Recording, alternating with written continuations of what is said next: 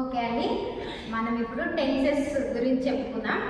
Tenses ఎన్ని మెయిన్గా 12 అంటే సబ్ డివిజన్ చేస్తే present tense, past tense, future tense. బేసికల్గా మెయిన్ టెన్సెస్ 3. ఈరోజు, నిన్న, రేపు ఇవి అన్నమాట. Present, past, future. ఓకేనా? Today, yesterday, tomorrow. ఓకేనా? ఇవి మళ్ళీ సబ్ డివిజన్ చేస్తే మనకి 12 వస్తాయి. ఒక్కొక్క టెన్స్ని 4 టైప్స్ ఆఫ్ డివైడ్ చేస్తాం మనం. ఫస్ట్ ప్రజెంట్ టెన్స్ గురించి తెలుసుకుందాం. మనకు మెయిన్గా ఎన్ని త్రీ టెన్సెస్ మనకి. దాంట్లో present tense,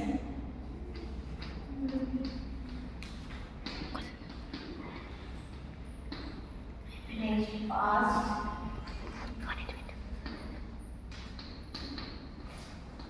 tense, next future.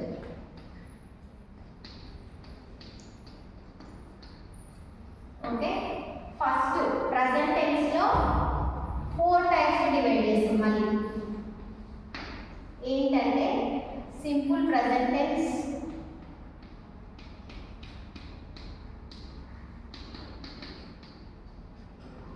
Next present perfect tense,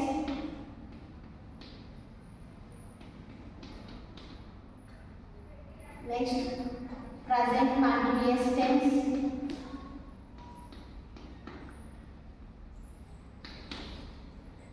next present perfect continuous tense. Okay, మళ్ళీ సేమ్ పాస్ట్ టెన్స్ అంతే 4 simple past tense, past perfect tense, past continuous tense, past perfect continuous tense.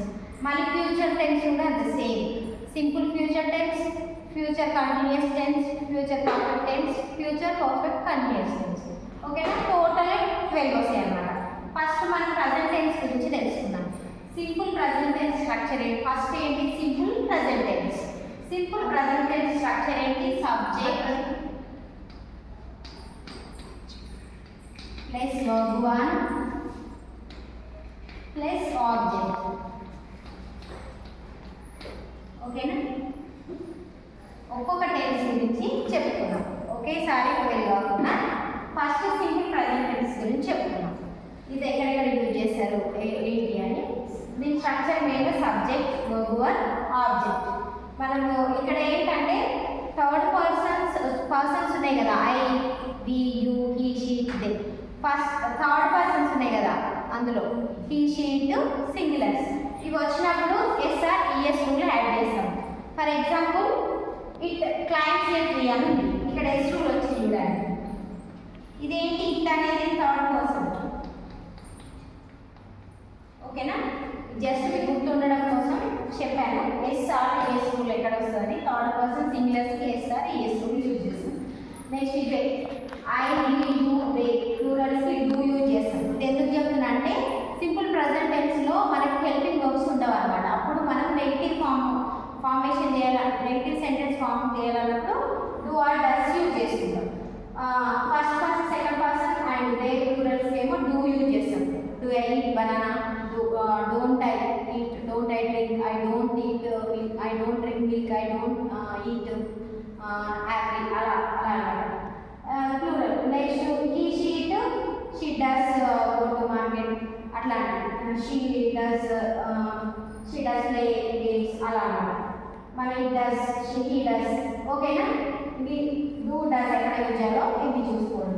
I, we, you, they plurals ఏమో do, he, she, singulars ఏమో does. Negative sentence form చేయాలన్నమాట.